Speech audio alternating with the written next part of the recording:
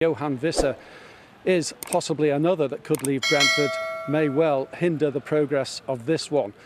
Newcastle look as though they may be in for Johan Visser following Liverpool's move for Hugo Ekitike. So there's lots involved, but our understanding is that Manchester United are the only club that Bryan Mbeumo wants to move to.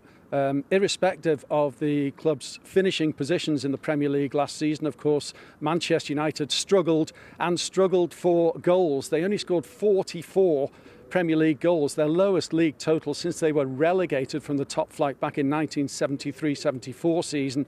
And Bryan Mbeumo certainly brings you goals, 20 Premier League goals he netted for Brentford last season. So there is a determination on Manchester United's part to get this deal concluded, and it does appear as though Bryan Mbeumo, who reported back for pre-season training this week with Brentford, is set on a move to Manchester United. And given, of course, the 4 Manchester United forward players that are pretty much in exile at the club, Marcus Rashford, Alejandro Garnacho, Jadon Sancho and Anthony, then there is a real need for Ruben Amorim to bring in extra strength up front, and it does appear as though Bryan Mbeumo is the man for Manchester United. Man United have made an improved bid to sign Bryan Mbeumo. Is it Mbeumo or Mbeumo? What are we saying here? Because I'm hearing different takes.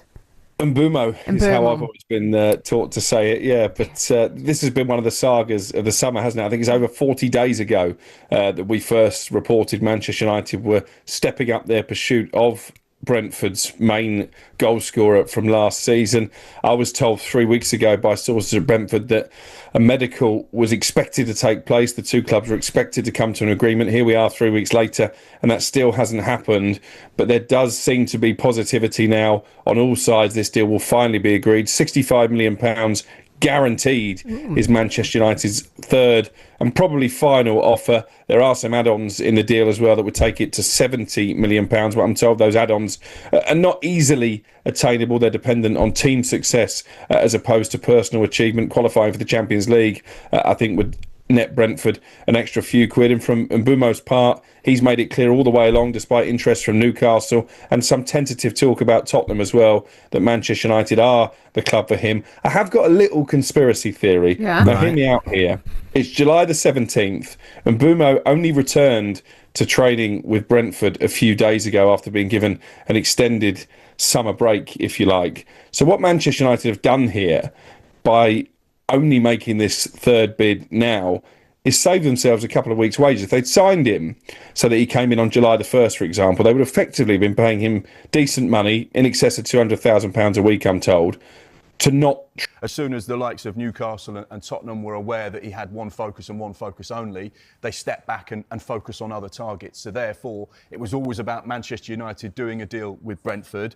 The second offer, we understand, has been rejected by Brentford. That totalled around £62.5 million, but the continuation of dialogue between the two clubs suggests that they're close to an agreement. My information is it's just a case of the way the deal is structured before they can come to a mutual